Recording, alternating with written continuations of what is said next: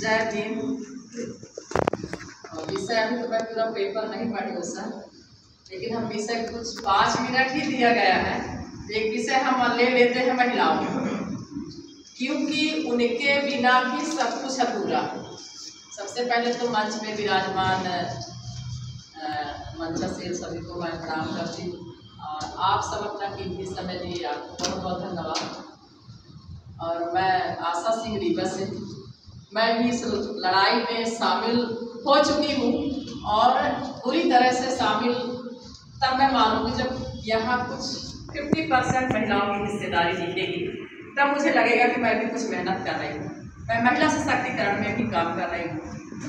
और जहाँ तक बहुत सारी बातें होती हैं, लोग मंच में बड़ी बड़ी बातें बोल के तो चले जाते हैं, है ना, लेकिन घर जाने के बाद अगर घर की महिलाओं को शामिल नहीं कर पाते हैं तो अपने काम को समय पे पूरा नहीं कर पाते हैं, न कर पाए। जैसे अभी सर की एक रोटी और बेटी का हमारा रिश्ता हो, तब ये समाज एक हो जाए, है ना, यही ना कि शादी मतलब कहीं जा भी नहीं आई। अब आपने तो संकल्प ले लिया, अब जब ये बात महिलाओं तक जाती है तो सीधे लगता है कि इनको अभी भी हॉस्पिटलाइज करना पड़ेगा, होता है, सीधा झटका लगता है।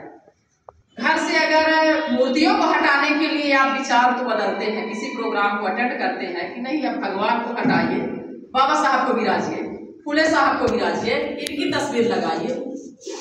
जब तक वो प्रोग्राम में नहीं आती है तो उनको समझ में नहीं आता कि क्यों हटा रही।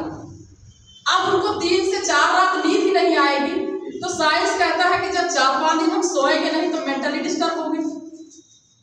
अड़ोस पड़ोस की सभी महिलाएं इकट्ठा होती हैं और कहती हैं कि ये जो हटाने की चर्चा हो रही है भगवान की मूर्ति को, इसीलिए तुम बीमार हो गए, है ना। इस मूर्ति को हटाने की सोचने में तो देखो तुम मेंटली डिस्टर्ब हो गई, और जब हटा दिया जाएगा तो क्या होगा, तो फिर कहाँ ले जाया जाता है? अभी हॉस्पिटल नहीं जाएगी, डॉक्टर एमडी डॉक्टर बैठा है पढ़ के पूरी ताकत लगा दिया पढ़ने में, वहां नहीं जा रही। अब कहाँ जाना है? जहाँ झाड़ फूक होता है। झाड़ फूक करने वाले हैं कौन? क्या बताएं? जिनके सत्ता में आप खड़े हैं, जिनके विरोध में आप खड़े हैं, झाड़ फूक करने वाले वही।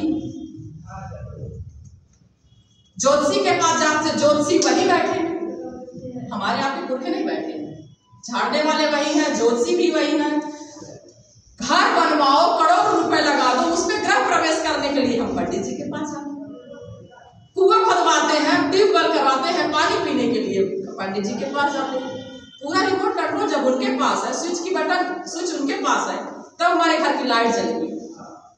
तो सबसे सीधा फंडा है कि पहले तुम अपने घर की महिलाओं को लेके आओ, और किसी भी चीज को बदलने के लिए जितनी बड़ी ताकत इनके अंदर है ना, आप अगर पूरे दिन में एक व्यक्ति को बदल पाएंगे, तब तक में इनका नेटवर्क जहां जियो का न जाएगा वहां इनका नेटवर्क जाता है। इतना स्पीड इनको मतलब ये काम कर सकती है, कई गुना इनके अंदर क्षमता है। लेकिन जब यहाँ आके वो सुनेगी, तब मेरे पति देवेश प्रताप सर मेरे को कार्यक्रम में जब ले गए, तब तो मेरे अंदर बदलाव आया। मैंने हर जगह जा जाके मैंने टेस्ट किया कि कहाँ क्या हो रहा है। कोई भगवान की पूजा की, शादी के पहले शंकर जी की पूजा करती थी, उसके बाद जय गुरुदेव में गई, हर जगह मैंने देखा कि कहाँ क्या हो रहा है। लेकिन ये पता चल गया कि जो कुछ भी होगा, जो हमारे संविधान में लिखा है, यही हमारी जिंदगी बदलेगा। और जहां तक मैंने देखा कि चाहे ईवीएम की बात हो, चाहे जिसकी बात हो, लाडली लक्ष्मी आई, हम अपने घर की महिलाओं की वोट नहीं ले पाए, तो कहीं ना कहीं हम अपने घर की महिलाओं को नहीं समझा पा रहे हैं। कहीं ना कहीं वो पैसे के उसमें तो बह गई ना। मतलब शिवराज राखी बांध के चले गए, राखी बंधवा के चली गई, वो आपकी बात नहीं सुन रही है, एक राखी बंधवा। उनके विचार जब तक नहीं बदलेंगे, और विचार कहाँ बदलेंगे? एजुकेशन क्या है? ये सब ठीक है कि शिक्षा वो शेरनी का दूध है, जो पिए गलत करेगा, लेकिन जो महिला आज नहीं पढ़ी उसको हम स्कूल नहीं भेज सकते। लेकिन इन कार्यक्रम ला के और संगत में अगर आएगी तो उसका रंग तो चढ़ेगा।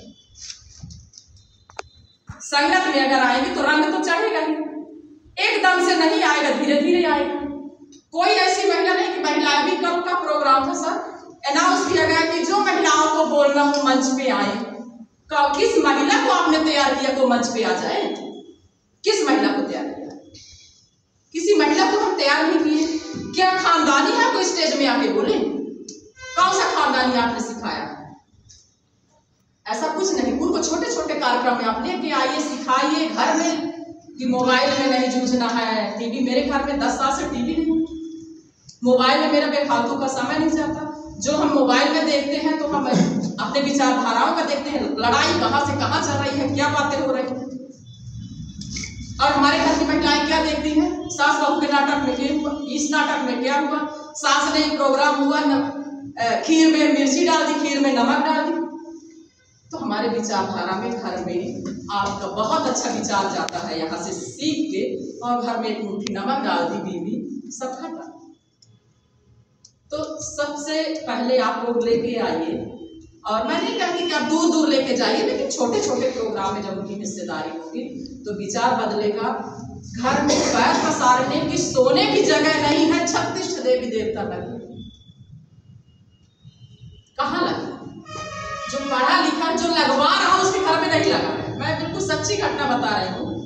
मैं बुटीक चलाती थी, एक महिला सबसे महंगी महंगी साड़ियाँ, समय तो थोड़ा सा हो रहा है, एक बुटीक सबसे महंगी साड़ियाँ ली। मैं बोली आपके हस्बैंड क्या करते हैं? बोले यज्ञ कराते हैं। हम बोले यज्ञ में तो फिर बताइए पूजा पाठ है, मतलब आपके घर में। अब मैं भगवान में लगे, उनके अंदर मुझे जानना था इनके अंदर क्या है।